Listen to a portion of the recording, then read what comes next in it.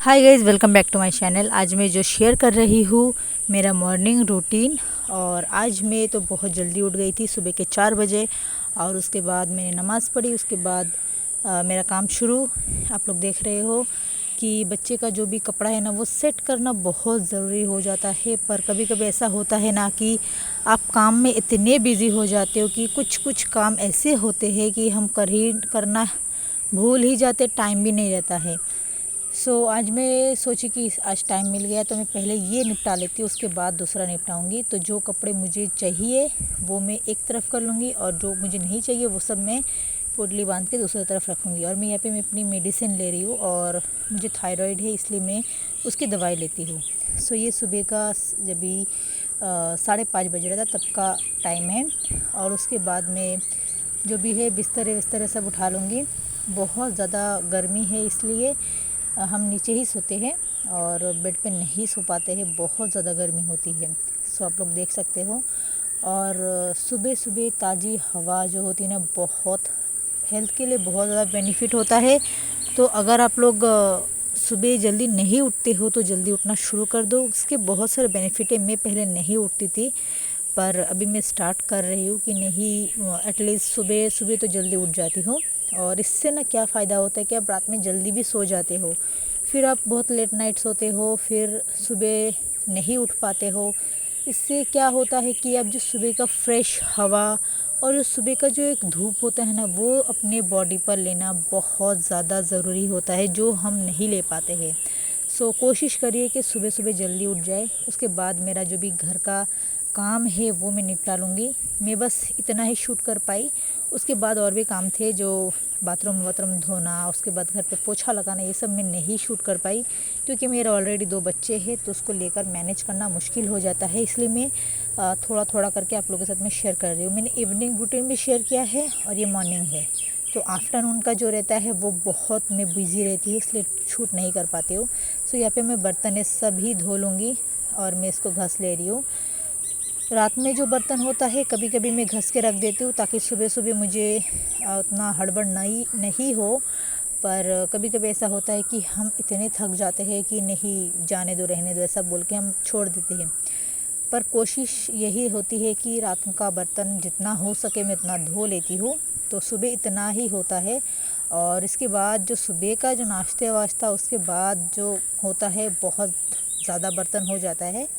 और दोपहर का उतना नहीं होता है, सिर्फ जो इसके बाद जो नाश्ते के बाद जो होता है सभी बर्तन धोने पड़ते हैं। यहाँ पर मैं सभी बर्तन धो लूँगी। और आप लोग मुझे बताना कि आप लोगों को मेरे जो व्लॉग्स है वो अच्छे लग रहे हैं या नहीं। अगर अच्छे लग रहे हैं तो ना मैं और भी व्लॉग इसी तरीके से डालती रहूँगी। और मुझे व्लॉग बनाना अच्छा लगता है। पर ऐसा होता है कि पहले मैं व्लॉग बनाती थी, और जब भी मेरे 2 बच्चे नहीं थे, अभी मेरे 2 है, तभी एक ही था तो उतना टेंशन नहीं होता था। पर अभी 2 है ना, तो बहुत ज़्यादा हड़बड़ हो जाता है, काम में हर एक टाइम पे लेट हो जाता है। तो इसलिए मैं ना व्लॉग्स नहीं बना पाती हूँ। पर मैं सोचती हूँ कि नहीं करूँ, इसलिए मैं अपनी थोड़ा थोड़ा रूटीन में लेके आ रही हूँ कि मैं व्लॉग्स भी शेयर करूँ, और सब कुछ किस तरीके से निपटाना वो मैं थोड़ा थोड़ा करके मैनेज करना, मतलब करने की कोशिश कर रही हूँ। काफ़ी हद तक मैंने कर लिया है और काफ़ी बाकी है। सबसे ज़्यादा अच्छा होता है आप जो आपका रूटीन को किस तरीके से अच्छे से कर सकते हो। वो आपके पास अगर डायरी है तो उस डायरी में लिख लो। अगर आपको पॉसिबल हुआ कि कल मैं क्या क्या काम करूँगी, ऐसा होता है कि हम काम करते करते भूल भी जाते हैं। तो अगर आपके पास डायरी होती है तो आप उस डायरी में लिख लो कि मुझे कल ये काम करना है। और फिर देखना आपको याद ज़रूर होगा, डेफिनेटली याद ज़रूर होगा, क्योंकि मैं खुद ऐसा करती हूँ, अपने डायरी पे लिख लेती हूँ जो मुझे करना होता है, कि मुझे लगता है कि नहीं ये तो कल याद नहीं रहेगा। सुबह जब उठ जाती हूँ तो एक बार डायरी का दर्शन कर लेती हूँ, उसके बाद मैं काम शुरू कर देती हूँ। पर कुछ कुछ ऐसे होता है कि वो डायरी में नहीं लिखती तो भी मैं कर लेती हूँ। यहाँ पे मैं किचन पूरा क्लीन करूँगी, इसको मैं अच्छे से घसूँगी। और जितना आप साफ़ सुथरा अपने किचन को रखोगे उतना ही अच्छा होगा। मेरा किचन का जो विंडो है ना, बहुत ही मतलब छोटा है मेरे हिसाब से, तो घर के जो मतलब जो किचन का एरिया ना वो अंधेरा जैसा रहता है, तो फिर ना लाइट चालू करके मुझे काम करना पड़ता है। और यहाँ पे जो रात के चावल थे वो मैं, जो हमारे बतख है ना वो चावल खाते हैं, तो वो उसको ही दे देंगे। सो यहाँ पर मैं निकाल के रख दे रही हूँ।